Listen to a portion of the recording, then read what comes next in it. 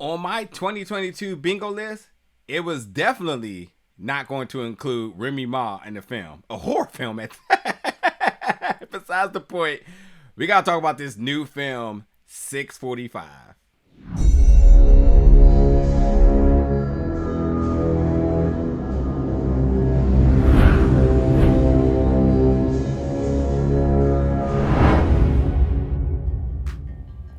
What's going on, folks, and welcome back to the channel today for another review. And today we're going to be reviewing the film 645, which is coming to digital and Blu-ray March 22nd.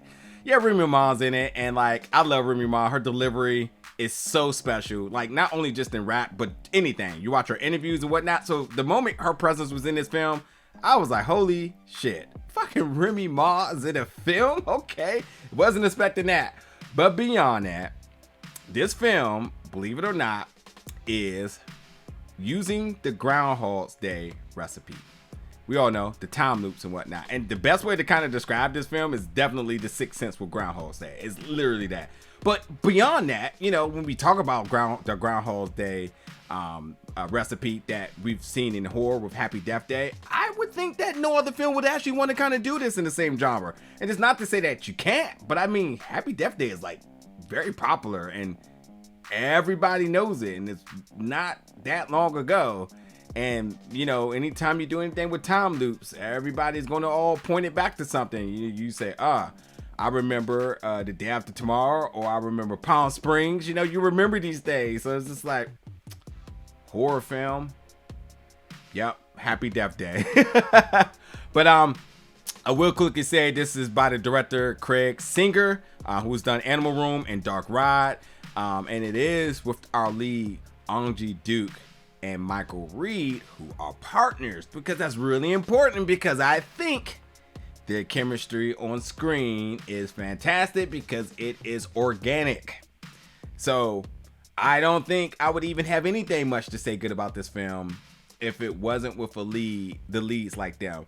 And I'm not saying it's a bad film. I'm just saying, in order for us to actually really care about this whole time loop of things, and we know with this, somebody's obviously repetitively dying and restarting back in the morning at 6:45, or they die. No, they start back at 6:45. I mean, like, that means we have to care, because if you don't care about the person, then you're like, what, they die again? Cool. There's a couple of folks who wouldn't mind, like, you know, if they were in this time loop, what was just happening, you know what I mean?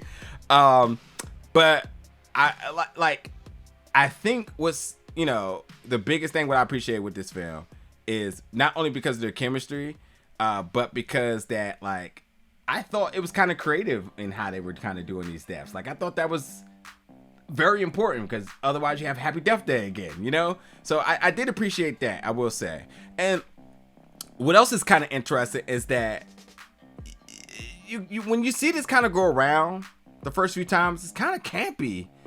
And then it kind of settles in after a while, because I didn't even know if I wanted to even take it serious in the beginning. But it did kind of find its groove as it got into the film. And I also think that, like, even the performances start to really, like, start to get on board, like, much more on par or whatnot. I feel like, I mean, this is totally impossible, especially because I don't know how it was filmed.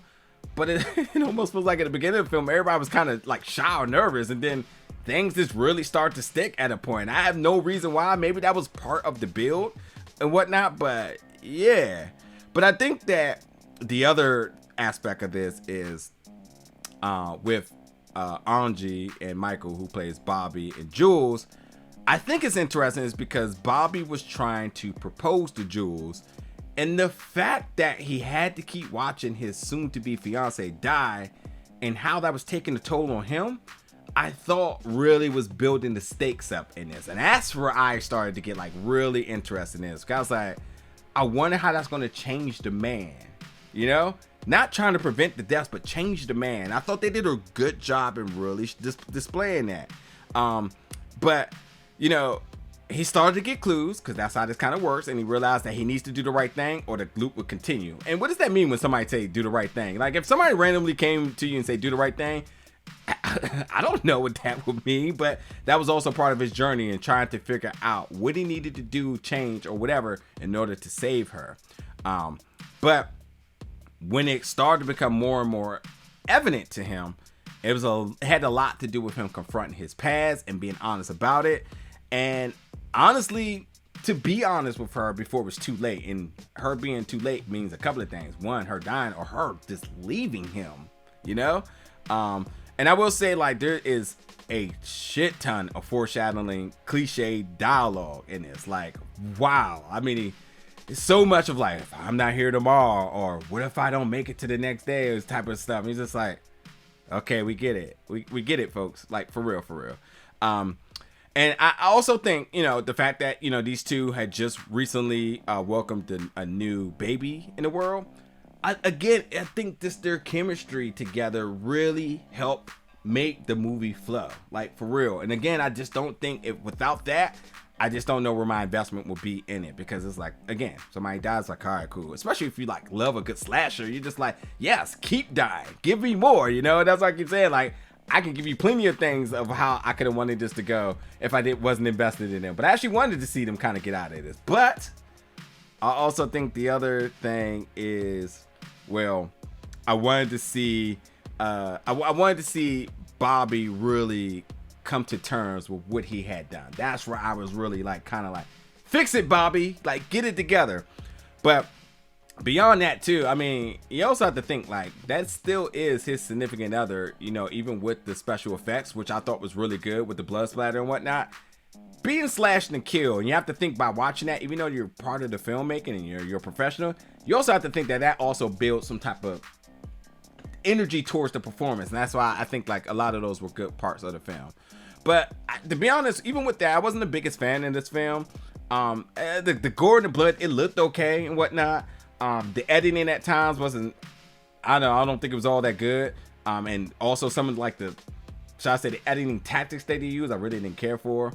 And while, you know, I don't think everyone's performance was there was definitely some characters that was just very much characters. That was kind of like, all right, why are you here, type of thing.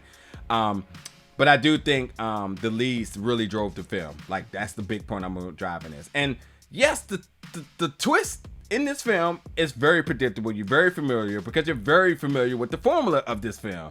And, like, there's absolutely clues throughout this film, embedded throughout the entire films, that really, really helps you understand where this film is going to end and how it's going to end. So, like, while there are, like, sort of like sped up moments of glimpses of the repeating cycle, pay attention to those, because those things are not throwaways. And, like, let's just kind of, like, equate this to this. You know, on Happy Death Day, where, like, they were dying and they just kept showing different styles of deaths and whatnot. You're just like, oh, that's cool, that's cool, that's cool.